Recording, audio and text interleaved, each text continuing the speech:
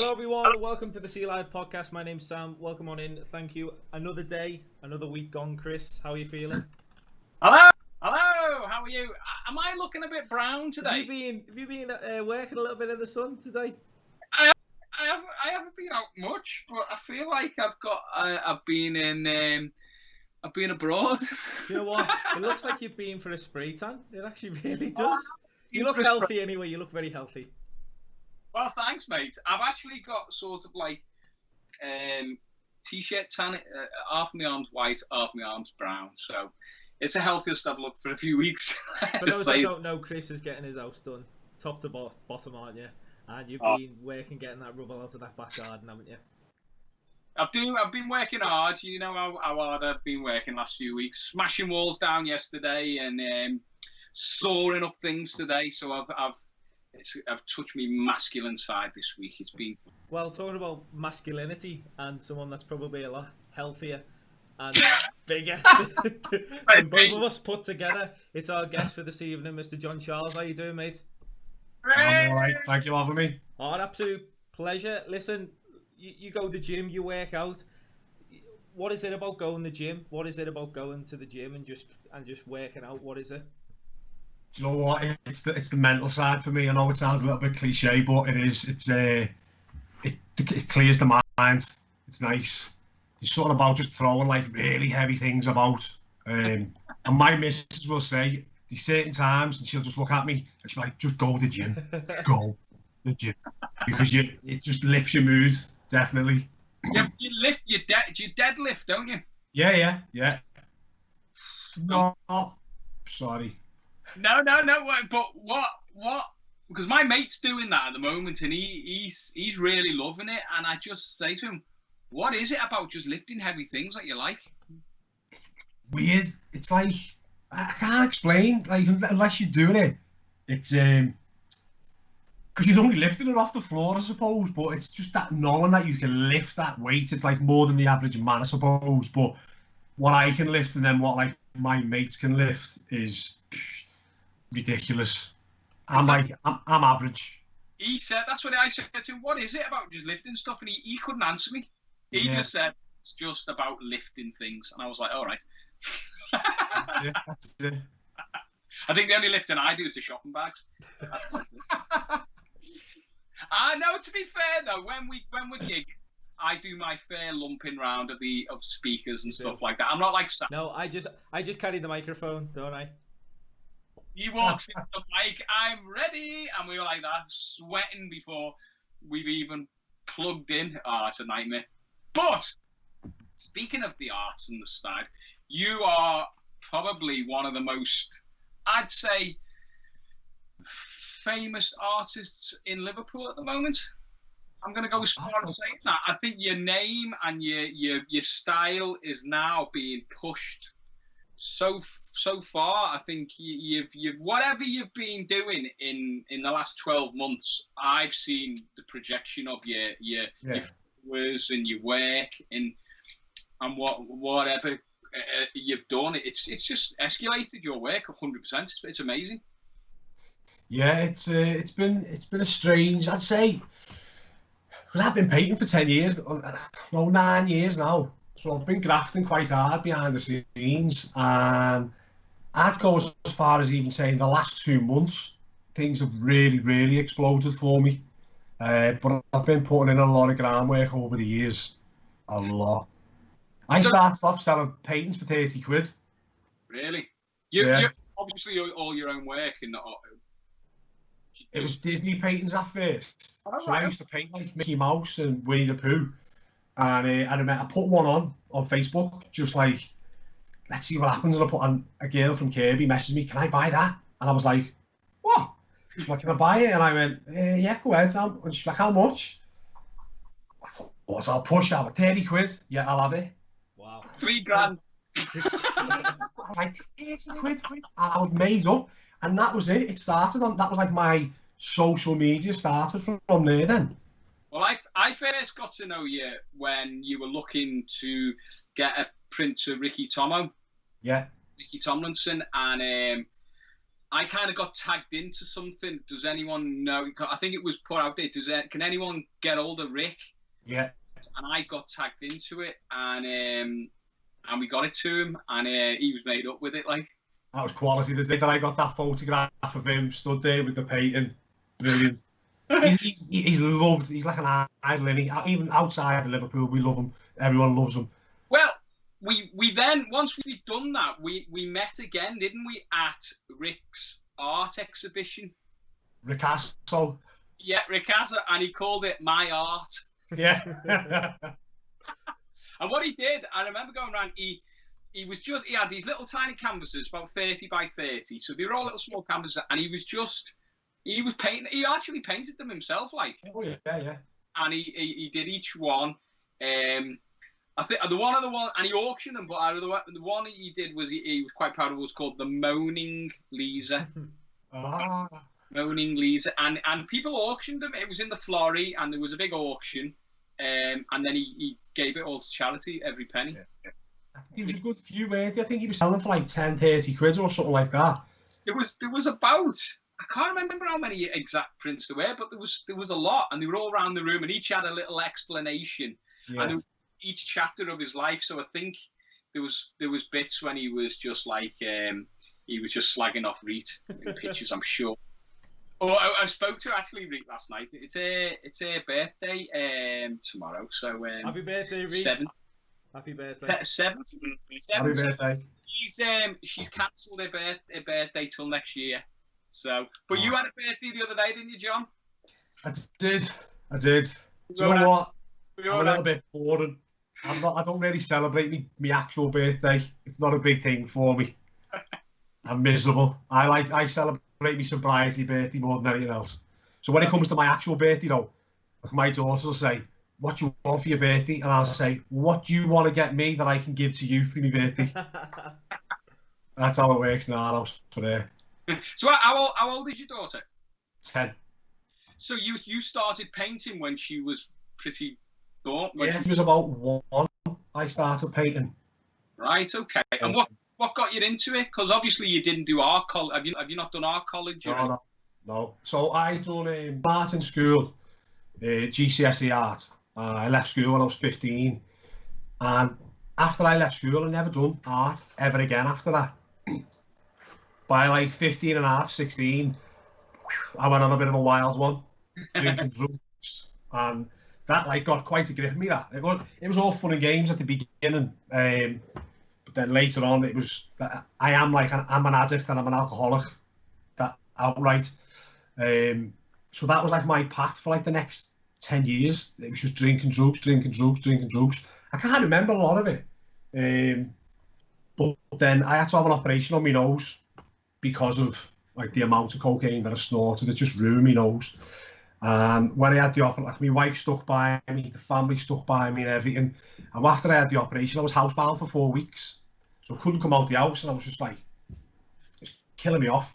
And my wife's dad came round with a load of canvases out of Home Bargain and some cheap acrylic paints and just said, have a little go painting while you're in the house bored.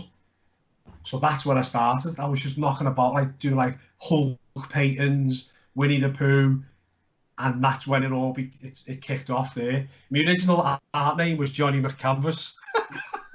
To be honest, we need to bring that back. I think that's it. It broke my heart. Somebody sent me a picture of one of my business cards the other day, and it was Eeyore out of Winnie the Pooh with Johnny McCanvas across the top. So I think with art, obviously with music and arts, it's in you. Yeah. I'm convinced music and art and creativity is inside you, and it's just getting that little balance to get it out of you. So even though you probably didn't push yourself in GCSE art, I did GCSE art and I just never pushed myself one bit. Do you know what I mean? But there was probably times when you think if you got your head down, you do it, but it's got to be in you to naturally be that good. I got an A for my GCSE art, and I remember seeing my art teacher, and he just shook his head at me. I was like, "What are you shaking your head at?" And he went, "You should have got an A star." I was like, "Fucking hell!" It was the only A I got. I was buzzing with it. But like that was the end for me. I didn't do anything after that. I used to what I used to think was, I used to like do little pen drawings when I was around the bend. You know, I was just up all night just drawing and drawing. But that was as far as it went. It didn't. I never progressed any further than that. And then, even though I look back at some of the paintings that I did at the beginning, they're shocking. Like, oh, I don't understand the way it's got, how I've got to the stage where I am now. I mean, these certain people I've met along the way, which have helped progress my art career. Fact. And in fact, the girl that you've just been talking about before, Charlene from Ireland, Yeah, she's one of the biggest influences on my art career. And she really? didn't know about it until the other day.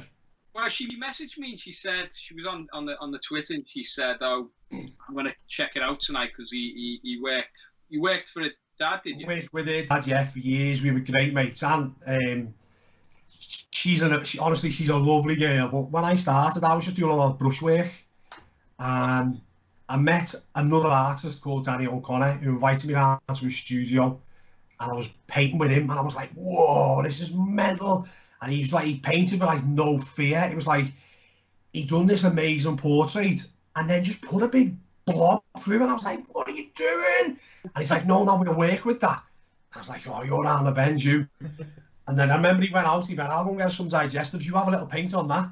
And by the time he come back, I haven't even put the brush on the canvas. I was too scared. Yeah, because it was him who taught me to be a little bit more like, just don't give a shit, just go for it. And if a mistake happens, make the mistake work for the painting or whatever.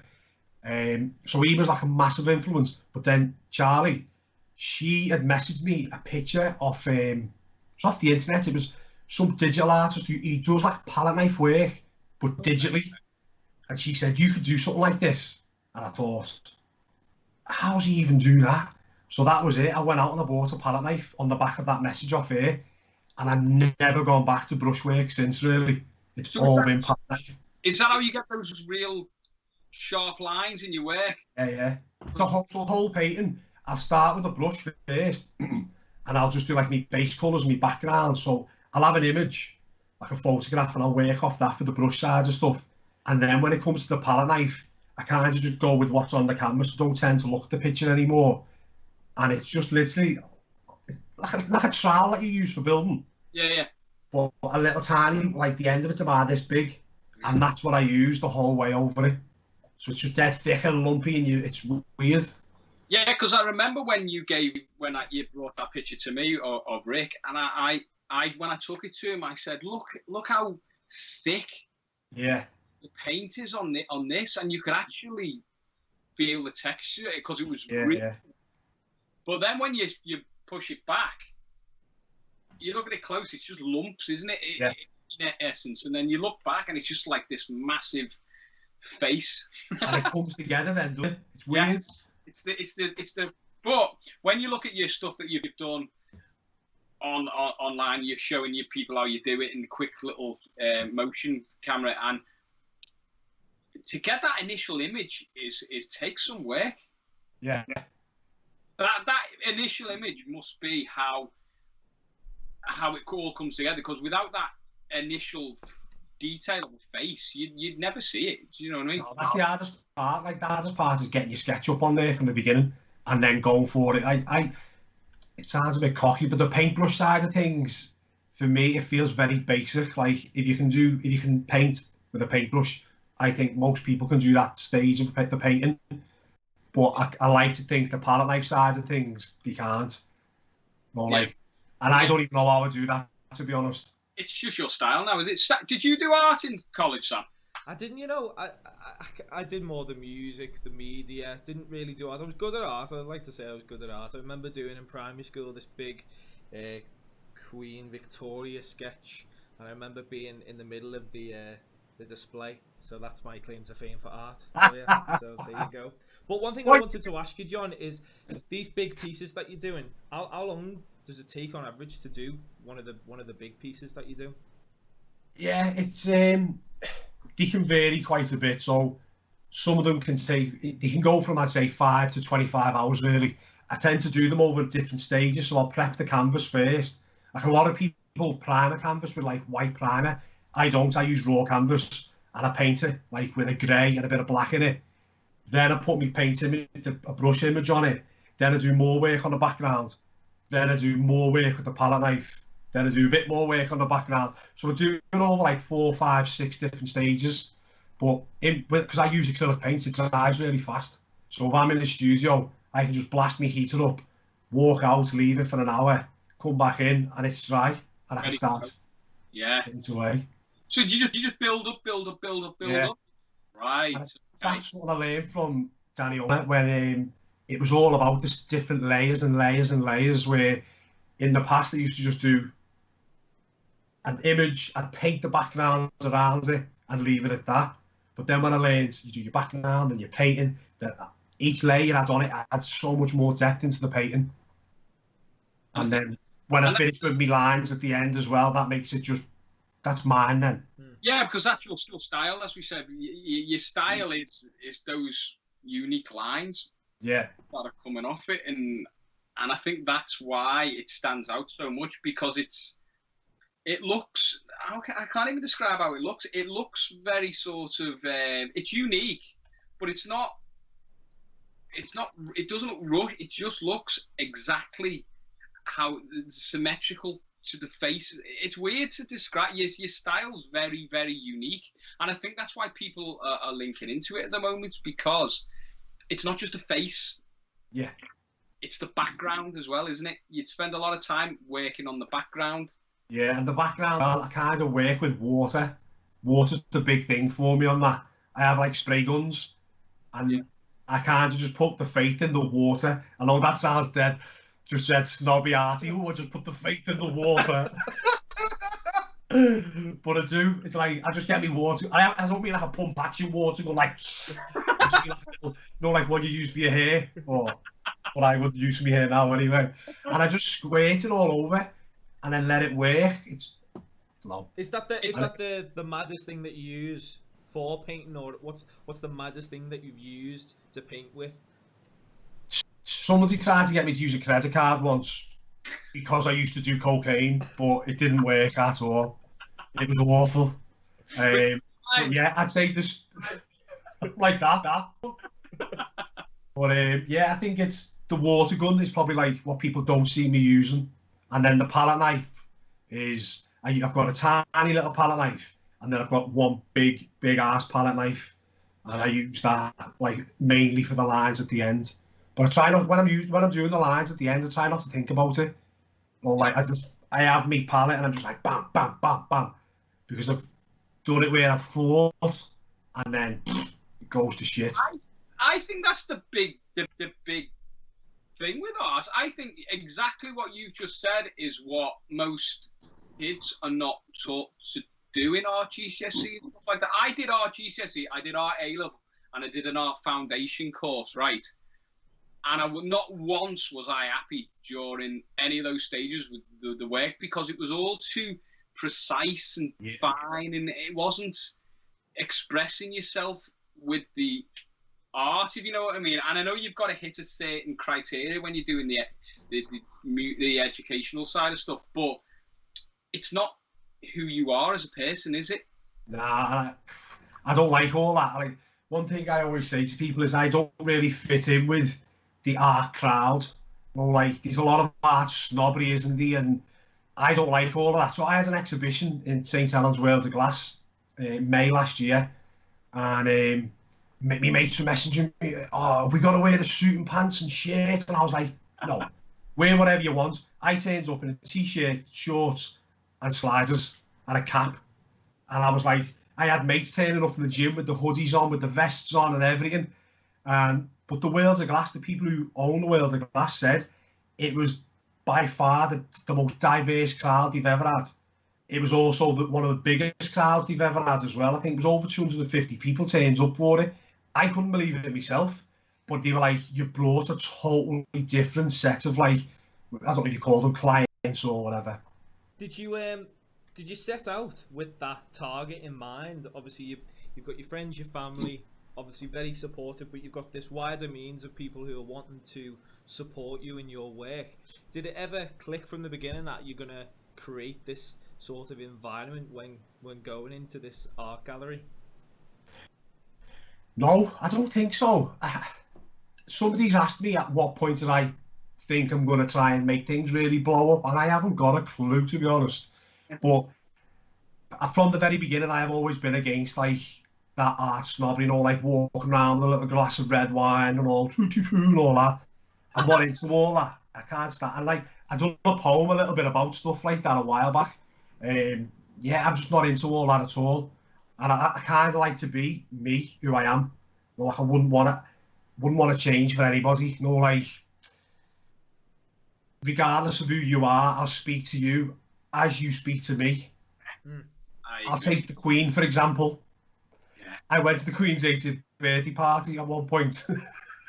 Really? What? I swear to God.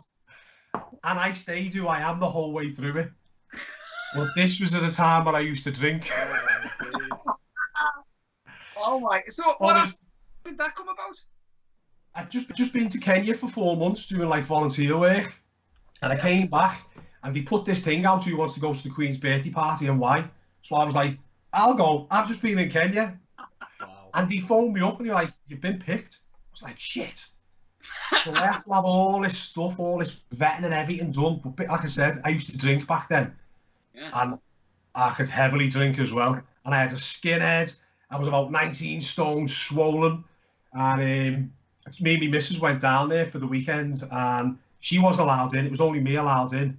I'm sat at a table like this, long tables. And at the end of my going the opposite direction, the Queen's at that table, facing me.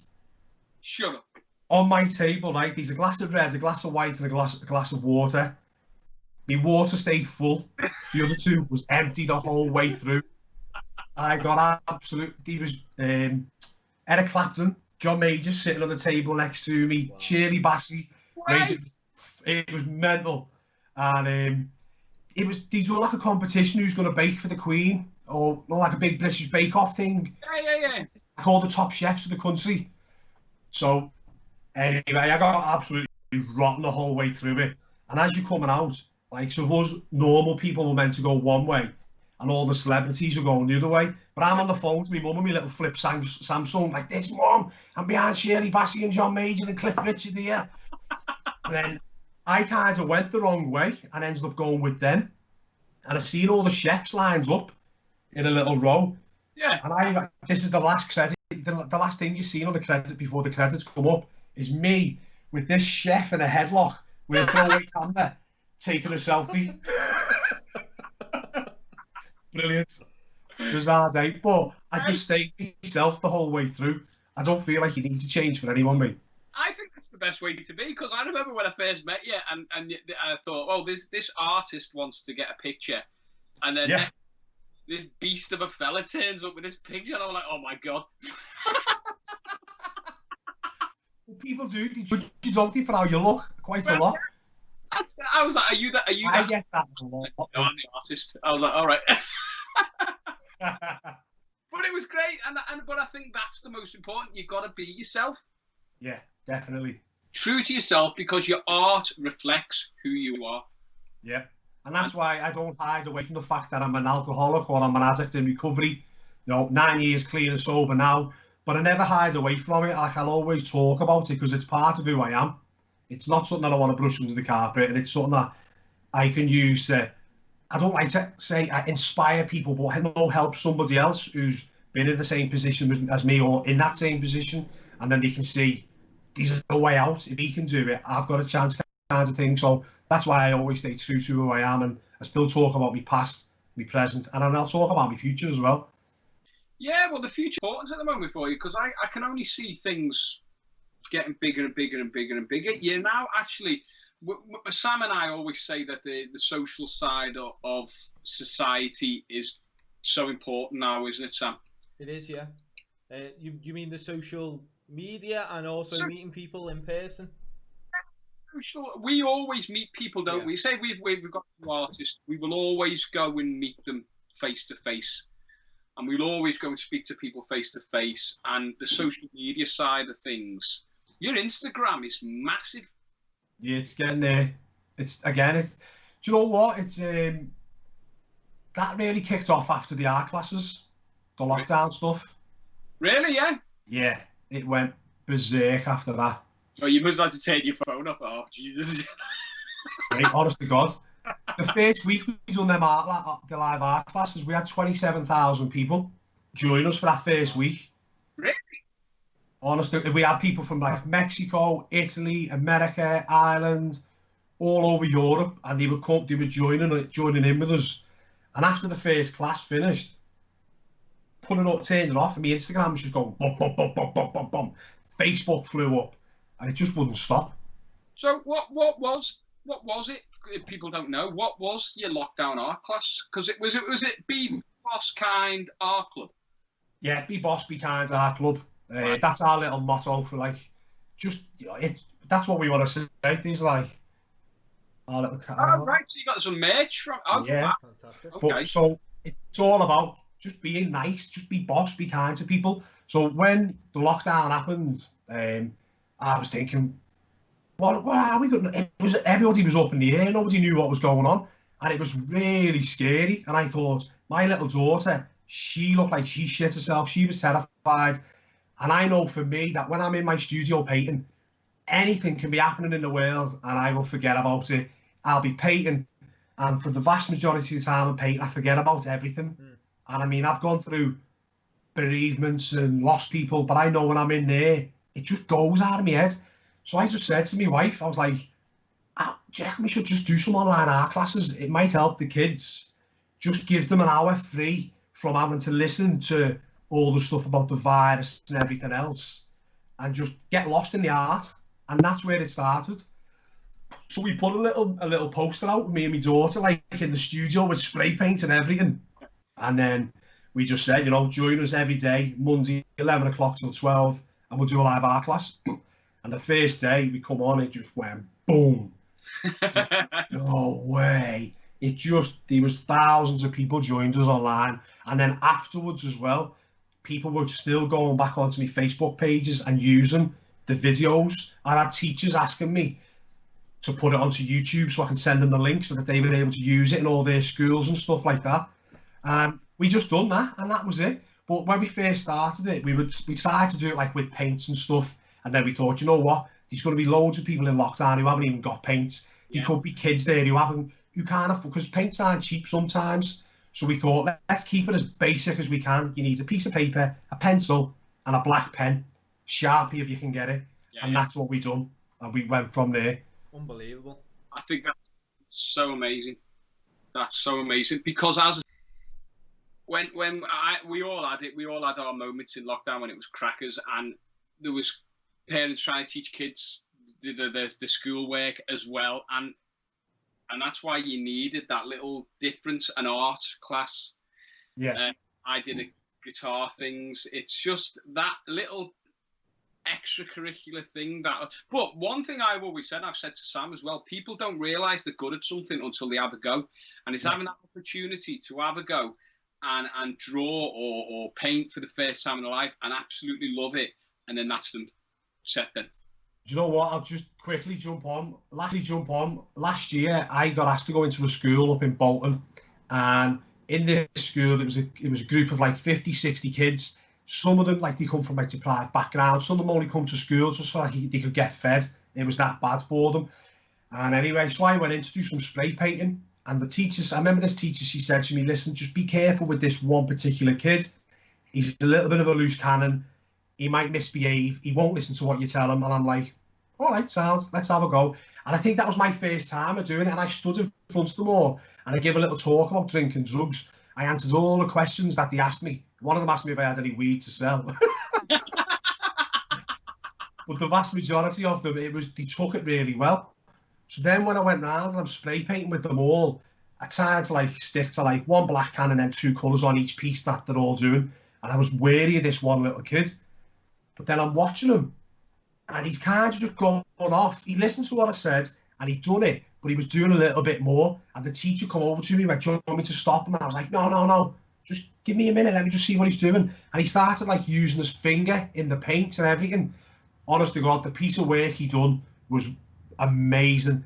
I'd go as far, it was better than what I've done spray painting. And he was about 10, I think, about 10 years of age, and he just had a talent, but he's never to let it out. Because how many people get to use spray paint? there's probably adults who never used them in their life. This kid probably never was going to get to. And when he done it, and you should have seen his little face at the end of the class, he was made up. And honestly, that is one of my favourite days that I've done that with art. Just seeing that one particular kid just get given that chance, and he just created amazing work. Hopefully that's what you've done. Obviously, there's something influenced, but spray paints as well. It's there was a long time. I always remember when I was a kid and go to the trains used to be full of spray paint. Just do you remember? Just all the Mersey rails would just be completely graffitied. But graffiti, that was probably you. Is graffiti? Graffiti is art. Yeah. What do you mean? To be honest, I'm not very good at doing like graffiti art, like writing. I do the stuff like the little space scenes that you see, or like with planets and backgrounds. That I keep it that basic when I do spray paint with the kids, because I know that you can teach anybody to do that, and when they do it, they're like, whoa, they're amazed by what they've done. And I've got into quite a few schools now doing stuff like that, and it's just lovely. You just getting to see the kids just getting that opportunity to do these little things, and they never knew they could create the way they do. So is the beat art still going on? Yeah. Wow. So what we've done up to now is I needed to crack on because I had a lot of work to do. My exhibition stuff I really needed to kick on with. So we had to reduce the classes to like 2 a week, and then all of a sudden lockdown got eased and it started disappearing, and the interest wasn't there. Well, I don't blame them, because if you've been locked in for 4 months and you're allowed to play out, you're going to go out, aren't you? So what we've done now is me and my daughter have started setting up, getting a little bit of content together, and what we're going to do is once a month or once every 2 months, we're going to put a live art class on and get everybody to come back, and we're going to do something special each time.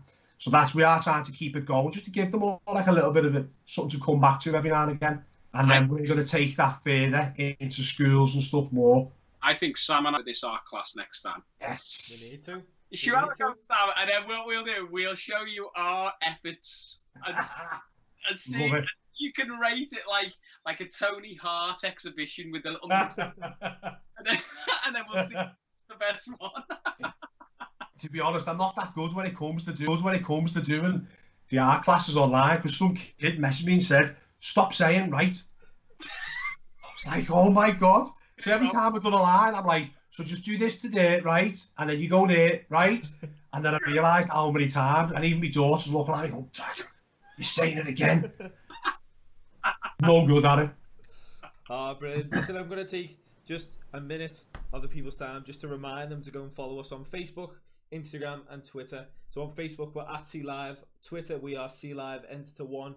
And on Instagram, we are CLive UK. Make sure that you go and follow all them social medias, and also our fantastic website as well. Our brand new website with all of our artists on. Solos, duos, tributes, DJs, catering options, the whole lot. We've been in talks. Well, you like this person that band that we've been speaking to, Chris. Yeah. Are we going to say who they are? Maybe let's hold it off until Okay. But all I can say is it's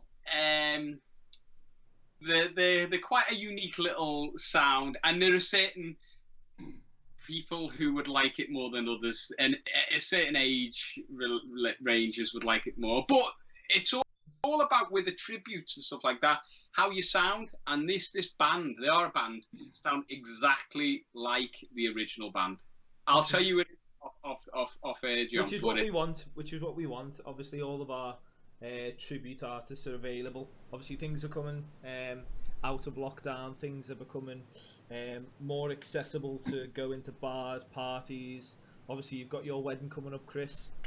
So we need to make sure that we get some entertainment in there as well. So it's just really make sure that you go onto the website and have a little look at everything there that we've got in store at CLive.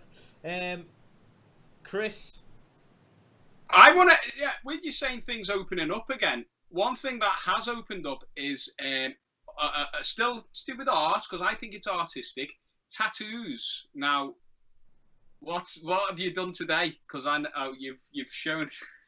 I've went and got the best Mona Lisa tattoo you've ever seen. It's not moaning Lisa, is it? No, it's Wow. bloody not. Could you see That that? is unbelievable. I take that. That was done by one of my mates in Mick Shipley and Helter Skelter Tattoos up in St Helens. That incredible man. How long did About 4 or 5 hours. Wow. Naughty day that. sheer pain? Now, to be honest, that wasn't that bad. I had one on my ribs 2 weeks ago, and that was possibly the worst tattoo I've ever had for pain. What was that? Was that Michael Jordan? Yes, mate, that was. I came home and slept for about 6 hours. Wow. It was just, I was like that. Did you watch the Michael Jordan documentary, The Last Dance? Loved it, and that's what I've done. Two paintings based on that. Yeah, I've seen them since then. I've watched it. It was just an unreal documentary in terms of sporting and the achievements by so many guys.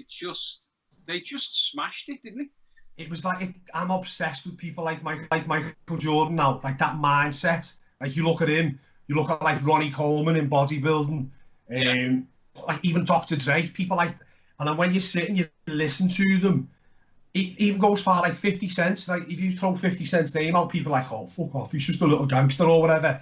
That man is a genius when it comes to business, and I've become obsessed with listening to audio books now on all of these different people. Like Phil Knight, who invented Nike. I've been listening to all of these people now, and it stemmed from the Michael Jordan one, and I just listened to that type of attitude of you just never give in and you just keep pushing forward. And I'm trying to take that into my everyday life with my art now, because you get so many knockbacks, you get people criticise your work and all that. I only had the other day somebody give me abuse on Twitter because I had my top off while I painted. You should have seen the abuse he gave me was unbelievable. But I just answered with kindness, and I was just dead nice back to him instead, and he deleted all his tweets in the end. But yeah, that Michael Jordan documentary, Save the Last Dance, was incredible. But it shows you how people can just come from any background. They're good at something. They work out one thing that they enjoy, like art, like music, that they enjoy, and they just excel to the ultimate. The body, like when they were saying his just body was knackered after it, wasn't it? Yeah. Career. And it's like you can have that talent, but then you've got to grind and work and work and work. You can have as much talent as you like, can't you, really? But you've got to put the work in behind it. And he's one of them. He was like a freak of nature for his talent, but if he didn't put the work in, he wouldn't have been anywhere. Exactly. Yeah, exactly. But it was just a combination of just certain individuals who were born to just come together, if you know what I mean. Yeah. Like Scottie Pippen, Dennis Rodman. Was it Steve Kerr? Was it Steve Kerr, the other fella? I can't remember his name. But they all came together to just create this unbelievable team. Yeah. Just smashed it. And that's it with certain bands, in certain sort of albums. You just get a click of something together. It's like Nick and Sam. We clicked together. Well, you know, like Up All Night, our covers band, which is we're due to get back together actually, and have a little. We are. We need an SOS to Max to get back to our messages. Yes. You know. He's a busy boy with his golf though at the moment. So with the Michael Jordan stuff, he's likable, and I think that's so important. And like yourself, you're likable, and that, you know, like you said then, John, for as much as you are talented, there's the likability factor, and then there's also the look, you know, the look aspect of making it out there. And what, you know, growing up and seeing these shoes, what's Michael Jordan, who's Michael Jordan, what are these sneakers, what are they about, and then watching this Last Dance documentary, you kind of go, I understand now, I get it. Yeah. I understand why he's at the peak of his powers.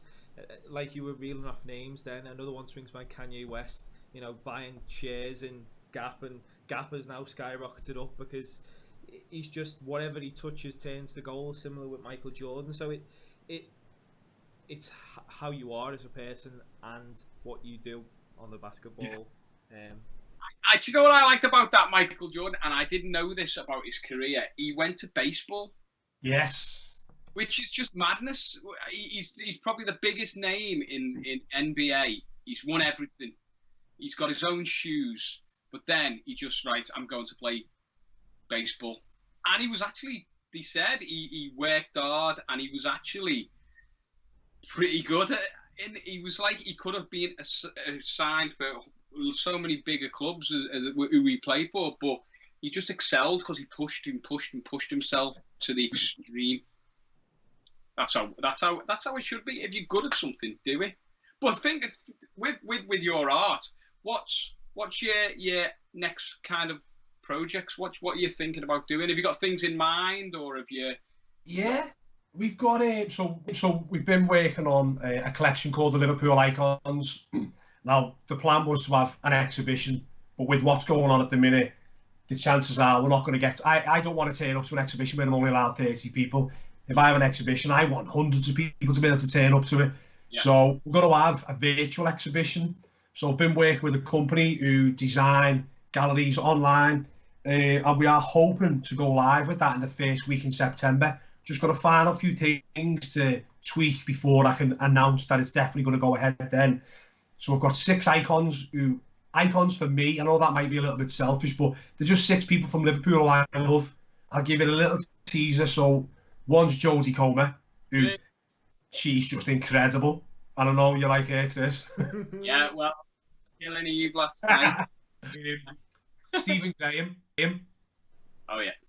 And Molly Meatball McCann out of the UFC. That's just 3 of them. They're 3 people who I look at and I just think they're incredible people, like who have just pushed so hard, especially like some Molly McCann. That girl's just an absolute warrior. So that's what we've got, that exhibition coming up. I've got a couple of massive, it's like something to do with Las Vegas coming up next year as well. Like MGM, that's where something I'm doing next year. Wow. So I'm going to keep that as much as I can let go of for now. The Jodie Comer, it's from the latest series of Killing Eve. It's the clown image, isn't it? That's not for the actual exhibition. Oh, isn't it? Right, okay. So I've done one for her where she was in the pink little tutu dress. I've done one of the clown because I've done a clown series last week. The next one is still from Killing Eve, but it's top secret. Oh, right. And it's one of my best paintings I've done. Really?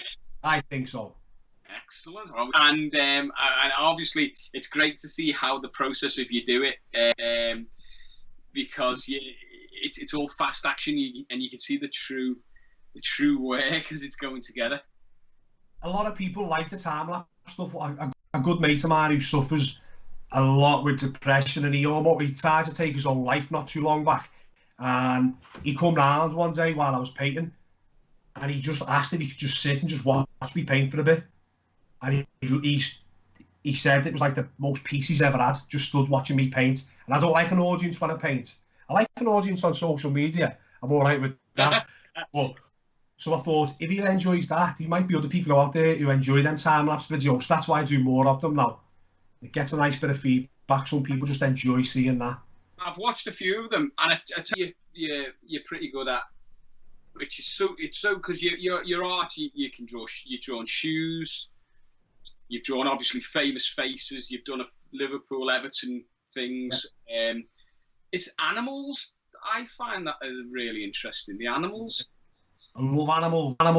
I'm a bit weird at that. Like, I could, when obviously before lockdown, because I'm working from home now, and Emmy's in school and the wife's in work, and I'm a bit bored. I'll just go to Nosey Safari Park and just drive around on my own for a couple of hours. I just love it. I just sit with the rhinos. But the animals one really detailed, and as again we look at your art, because obviously more people are hopefully going to start looking at it. You don't get the perception of them close. It's when you push them back, they just come. They look 3D in many sense. They're just brilliant. It's strange. It's like what I try to do sometimes on my social media stories, especially, is I'll video right into the canvas, and I'll go round it so you can see all the thick textures. Yeah. And then as I come away with the camera, like the image just comes to you, and you're like, "Ooh, it's there." Then it's weird. I like it though. But I think that you can have a variation of your art, because you might just do as much as you can. Do you know what I mean? While the popularity is coming, and then people are into different things, so it's meeting so many audiences, isn't it? Especially your Liverpool, Everton stuff. That's always going to be popular, but you're hitting icons that are important to you. Yeah. And important to other people as well, and I like that. I've done other icons like Freddie Mercury again, and Elton John. I've become a bit obsessed with the two of them when I've learned about their history and their life before music and stuff. So people might think I'm just painting random people, but it's very rare that I'll paint somebody random that I don't feel like I've got a connection with. It's always, I couldn't just do that. Unless it's a commission and somebody said, can you do such and such, I can do it. But if I want to paint something, there's got to be a connection there for me. There's got to be something. So do you mentally get into the person's mind? Do you know what I mean? I know that might sound a little bit mad, but yeah, it's if I can relate to them in some way, like the drink and the drugs aspect or the depression, stuff like that, and if you tend to just be able to feel it. Like I remember watching something about Elton John, and I was in bits crying off it. And I was just like, I'm painting him now. And I'm up and I've done him, and I just started painting it. And did you do one? Did you do one for John Power? Oh, mate, that was incredible. It wasn't specifically for him. So what it was I've become mates with his son Finley, who's the lead singer of Stone. Yeah. Incredible band, by the way, if you want to get on them. So I've become good mates with him. And I'd done this kind of red stripe, and I thought that's dead quick, like for that, like for the festival side of stuff. So I said to Finley, I'd love to gift you one of these. Do you think your dad would have one as well? And he was like, yeah, sound. He showed his dad, and his dad just went, no, I'm not into that. I was like, fuck. But he was dead honest with it. And he went through my account and he seen the Adidas ROM training that I'd done. And he went, I really like that. So I was like, shit, yeah, that's it, sorted. So I went round to see him. He invited us round to the house when he was in Liverpool. And I swear to God, have you seen that film where the kid knows all the Beatles songs and nobody else does? What was it called? Yesterday. Yeah, the Yesterday. Yeah. And then at the end, he meets John Lennon. When I met John Power, it was like that. It was just, I was blown, because I've been obsessed with Cast as a kid. And getting to meet him, it was just like, whoa, he's in this. And the nicest part of all is, as we walked out, he just pulled me to one side and he went, do you know what? He said, I actually like that. Wow. And I was like, what? He went, I really like the picture. He said, I'm not just saying it to be part of a photograph with you. He said, I really like your art. And I was like, oh, thank fuck for that. Because that to me meant a lot. He played in one of the Beatles shows, John Power, didn't he? So did he? I'm sure he played like a John Lennon on the stage, and he was very good at it. He's got the most amazing, like, oh god, this is going to sound like hippiest vibe, like, do you know when you're around someone and you just feel like, what, just class. Well, I met his dad just lockdown. I was doing a guitar thing, and there was a fella outside his house on a walking stick, waiting for a taxi, and he said, oh, you play guitar, do you? And I said, oh, yeah. I said, and you hear it all the time. Oh, he went, my son's in a band. And I went, oh, is he now? And he went, yeah. What's the name of the band? He went, the Lars and Cast. I went, oh, shit. He went, John? I went, yeah, I know who he is. And he said, I'm John Power Senior. And then he was going, have a listen to this. And he was playing, he was faffing through his phone. And he was faffing through his phone, and he was playing Working Class Hero on the guitar himself. And he went, oh, I've tried to show, John's show tried to show me this, but he gets angry with me, so he's got no thing. He's lovely his dad, isn't he? I've met his dad before. And Finley done a gig, and he asked me to come along with my art. and display my art while he was on stage gigging. And I met John Power Senior at that then. He was a very nice fella, but as soon as he said, "Oh, my son's in a band," I thought, "Oh, here we go. I've heard it 1,000 times." Yeah, he's in Cast. I thought, "Oh God." But music-wise, we were talking about this just before me and Sam. What did you listen to when you were growing up? As you say, we are in the music game, and that's an interesting kind. I was dreading this question. My missus could hear this now, she'd run in, Westlife, Westlife! Like, my music taste is very varied, so growing up I listened to Cast, somehow I listened to Bon Jovi, I don't know where that come from, U2, Neil Diamond, the Beatles obviously constantly, and John Lennon, but then I don't know where it turned to, like in Westlife and Boyzone and Curtis Tigers. Well, Sam's in a boy band, and they're always looking for another member, aren't you? I love boy bands. I love boy bands as well. What, like, you get to sing and dance, like it's the best thing ever. And anyway, it's August now, so it's Christmas music for me from now on. I have Christmas music on from August onwards. That's it. Love it. Do you listen to anything when you're doing your work? Like, is there any like specific playlist that you have on while you're working to get in the mood for painting? Yeah, so sometimes, right, Slipknot is a big one for me, and that's when I'm just go for it. But I have a little bit of a thing where I can get a little bit too involved in my music. If I put something dead sad on, I come out and I'm depressed for about a week. So what I tend to do now is I listen to like a lot of motivational stuff, so like Inky Johnson or Eric Thomas.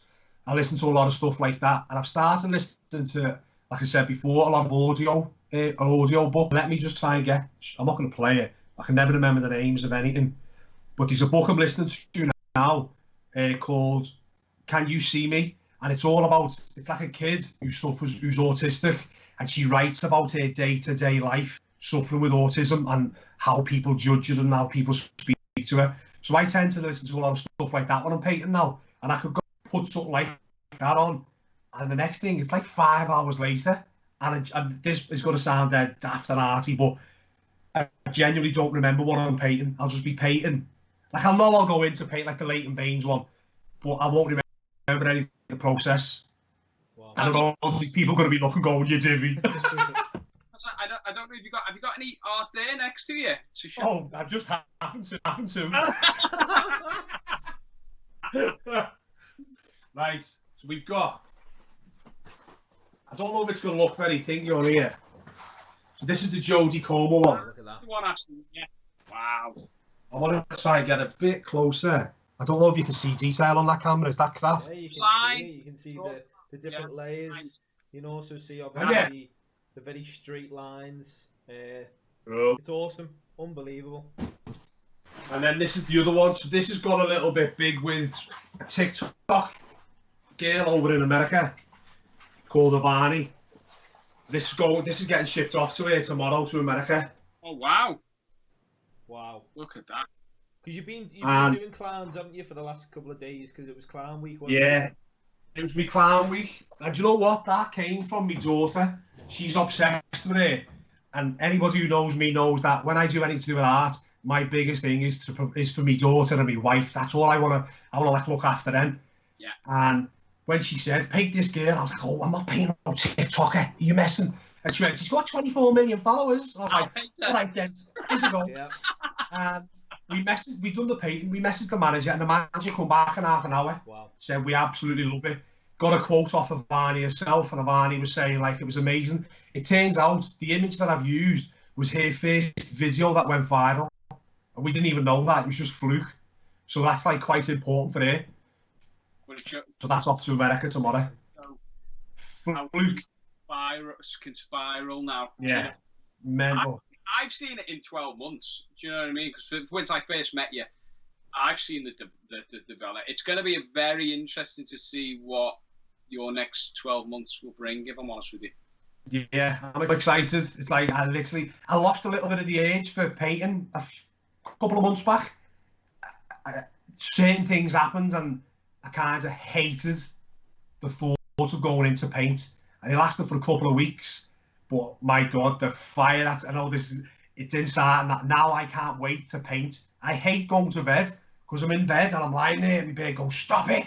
I'm like, what? You're thinking about your painting, aren't you? And I'm like, yeah, I can't help it. And I would just paint all night if I could. But we've got a dog that doesn't stop barking if I get up in the night, so I have to sleep. Fantastic. Listen, lads, we've gone over, but I don't care. Like, this has been a fantastic chat. John, thank you so much for taking the time to speak to us. It's been an absolute pleasure to have you on the podcast this evening. You've got this chance to plug your social media and tell everyone what they're up to. Whoa, sorry, what you're up to. Okay, so my Instagram is Artist John Charles. Twitter, I think, is also Artist John Charles. And my website is www.artistjohncharles.com. I don't really... My next big thing is me exhibition. And I would love it if people signed up to the website. If you sign up on there, you'll get the notification of when we're going to be going live. And we'll send our link out to the website so people don't miss out and stuff like that. And I send a newsletter out every now and again. We don't bombard people with like spam shite or anything like that. Every now and again, we'll send an email out about a new piece of work or something. But it's just so people don't miss out on the art classes when they start up again and the exhibition. And if anyone... But lads, I have absolutely loved being on here, by the way. Thank you. I was terrified before this. Can I say one more artistic thing? You got to show everyone your nails as well. Hey! Look at them. They glow in the dark. I love it. And for anyone that wants to buy your work, it can be you can be bought through the website, can't it, mate? It can do, yeah. Or just, if you go on the website or inbox me on any social media platforms, and either myself or my manager will reply back to you. Look at that. Manager, wife. Yeah. I've loved tonight. Absolutely love. Chris, thank you again as always. We'll see you next week, everyone. Be safe. Be safe, everyone. As always, make sure that you follow us on Facebook, Instagram, and Twitter. It's C Live on Facebook. It's C Live Enter 1 on Twitter, and on Instagram it is C Live UK. As always, stay safe out there, and we shall see you next week with another edition of the C Live podcast. See you later. Bye bye.